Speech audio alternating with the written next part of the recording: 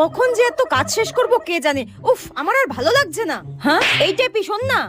টেবিলের ওপরে কতগুলো বাসন রয়েছে, একটু মেজে দে না মা।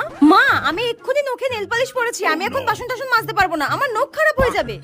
তা কেন করবি? মায়ের কষ্টটা তো আর তোর চোখে পড়ে না। আমি একমাত্র রয়েছি এই বাড়ির দাসীবাদী যে তোদের রান্না করা, বাসন মাজা, ঘর মোছা, কাপড় কাচা সবকিছু করে দেয়। আরে একটা সামান্য কথায় এতগুলো কথা শোনানোর কি আছে? আর তুই পায়ের ওপরে পা তুলে সারাক্ষণ রিল্যাক্সে আরাম করে যাবি, ঠিক আছে?